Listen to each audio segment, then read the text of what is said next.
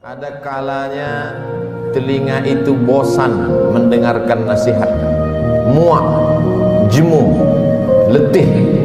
Ada kalanya akal itu tidak lagi bisa diajak untuk berpikir, susah, payah, karena sudah terlalu penuh dengan berbagai macam maklumat, informasi, penderitaan dan kesusahan. Tapi Allah memberikan jalan lain untuk supaya nasihat itu sampai ke dalam hati melalui kisah. Maka kata Allah kepada Nabi Muhammad sallallahu alaihi wasallam, faqsusil qasasa, ceritakanlah kisah-kisah itu, la'allahum yatafakkarun, biarkan mereka berfikir, biarkan mereka merenung sejenak. Selama jantung masih berdetak, selama darah masih mengalir, mereka masih hidup, hati mereka masih bisa diajak untuk berkompromi. Mungkin kalau dinasihati tidak lagi masuk, tersumbat sudah telinga.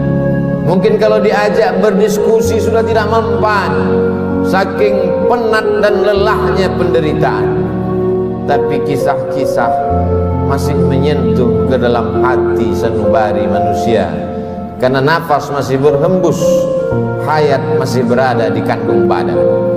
Bagi yang lama tidak juga dikaruniai anak, bacalah kisah Ibrahim alaihissalam yang tidak pernah muak dan bosan berdoa, Rabbi habli minas salihin, berilah aku anak yang saleh. Bukan setahun, bukan 2 tahun, 86 tahun lamanya menikah dengan Sarah, tidak juga dikaruniai anak. Menikah dengan Hajar, anak tidak juga datang. Mereka mengatakan istrinya mandul, mereka katakan tangan mungkin punya anak, karena tulang sudah rapuh, kepala sudah diselimuti uban, mustahil punya anak. Tapi Allah ingin menunjukkan kuasanya. Pagi, petang, siang dan malam dia berdoa, Rabbi habli minas salihin. Akhirnya Allah berikan anak. Bukan cuma istrinya yang muda itu yang melahirkan anak, istri yang dikatakan semua orang mengatakan takkan mungkin punya anak, mustahil punya anak. 13 tahun setelah kelahiran Ismail, Sarah mengandung, lahirlah Ishak.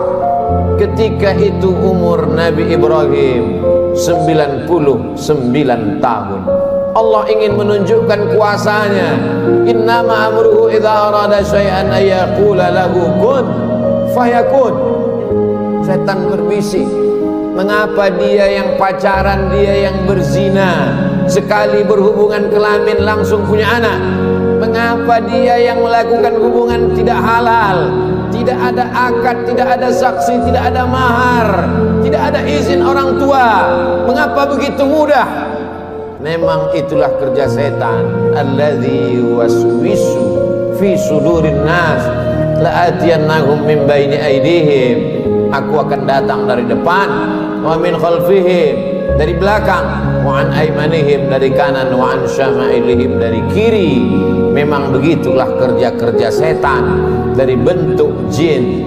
Syayatinul jinni wal insi, ada pula setan yang berbentuk manusia, yang kerjanya menghangat-hangatkan hati, memanaskan perasaan, sehingga mendidih bergejolak sampai pada mencaci maki Tuhan. Beristighfarlah, minta ampun kepada Allah. Bacalah kisah-kisah mereka, bagaimana susahnya Nabi Zakaria berdoa kepada Allah, Rabbi habli min ladunka dzurriyyatan thayyibah, berilah aku keturunan yang baik-baik ya Allah. Allah berikan keturunan yang baik. Anak itu bernama Yahya, seorang perempuan lama tidak punya anak, namanya Hannah. Dia berdoa kepada Allah, Rabbi, ya Allah, inni aku nazartu, bernazar, laka ma fi batni muharrara, kalau aku punya anak, kalau aku bisa mengandung, anakku ini akan kujadikan muharrara khalisan li khidmati Baitul Maqdis. Dia tidak akan menjadi petani, dia tidak kusuruh bercocok tanam, dia tidak akan mencari ikan di tengah laut menjadi nelayan, dia tidak akan menjadi pegawai kerajaan. Dia hanya akan aku jadikan muharrara, menjadi pelayan Baitul Maqdis. Hidupnya hanya akan menjadi pelayan rumahmu ya Allah. Dia tidak ada kerja lain. Kuwakafkan anakku ini untukmu ya Allah. Fataqabbalaha rabbuha. Allah kabulkan doanya biqabulin hasanin wa ambataha nabatan hasana. Anak itu tumbuh dengan pertumbuhan yang baik. Wa inni sammaituha Maryam. Anak itu aku beri nama Maryam. Wa inni u'idzuha bika wa dzurriyyataha.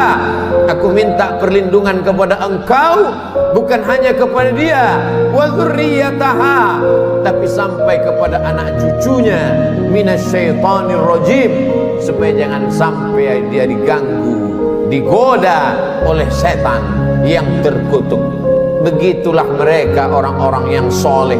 Ibrahim, Zakaria, Hannah, suaminya Imran. Satu surat khusus untuk mereka. Nama suaminya Imran, nama istrinya Hannah. Hannah melahirkan anak Maryam, Maryam melahirkan anak Isa. Mereka orang yang dekat dengan Allah, tapi tetap diuji oleh Allah. Mereka orang yang dipilih Allah, tapi hidup mereka juga penuh dengan penderitaan dan kesusahan. Lalu siapa kita yang baru sekali dua menempelkan kening ke lantai, bermunajat kepada Allah, merasa hidup mesti senang, hidup mesti tenang, hidup mesti kenyang, padahal kita tak layak untuk menenteng sandal alas tapak kaki mereka. Kita bukan apa-apa dan kita bukan siapa-siapa. Bagi yang hidupnya selama ini berada di istana yang megah dan cantik, penuh dengan emas berlian permata harum semerbak, tiba-tiba tercampak dan terbuang, bacalah kisah Musa alaihissalam. Dibesarkan di istana Fir'aun, lengkap dengan pelayan, makanan pakaian terjaga bersih rapi, penuh dengan dayang-dayang. Sampai akhirnya dia melihat ada dua orang yang sedang berkelahi. Fawakazahu Musa. Musa melerai, jangan kalian bergaduh, jangan berkelahi. Tapi kedua orang ini tidak juga menghentikan perkelahiannya. Fawakazahu Musa. Musa meninju dan memukulnya. Orang yang dipukul itu mati. Dan kebetulan yang mati itu adalah masyarakat kelas atas, masyarakat keluarga Fir'aun. Musa takut, dia pergi bernaung di bawah kayu yang rindang sambil berpikir meninggalkan istana Fir'aun yang megah, gagah, perkasa. Ketika Nabi Muhammad SAW Isra Mi'raj, Nabi melihat dari Burak turun ke bawah. Dia lihat ada pohon yang rindang di tengah gurun pasir. Nabi bertanya kepada Jibril alaihissalam, pohon apa itu Jibril? Jibril menjawab, itulah pohon tempat bernaungnya Musa alaihissalam ketika dia terusir dari istana Fir'aun. Ayah tidak ada, ibu tidak ada, istri tidak punya, anak apalagi, sebatang kara, terbuang jauh dari istana. Satu-satunya berpegang teguh hanya kepada Allah. Orang yang bersama dengan Allah hatinya menjadi ramai walaupun dia di tengah kesunyian. Orang bersama dengan Allah dia bahagia walaupun dia dalam kesusahan dan penderitaan. Orang yang bersama dengan Allah tak pernah putus asa. Bersama dengan harta akan binasa, bersama dengan kemegahan, kemuliaan, jabatan akan berakhir. Bersama dengan dia, siapa dia? Al-Hayyu Maha Hidup. Bersama dengan dia, siapa dia? La ta'khudhuhu sinatun wala naum. Dia yang tak mengantuk dan tidak tidur. ternyata itu hanya skenario Allah. Allah ingin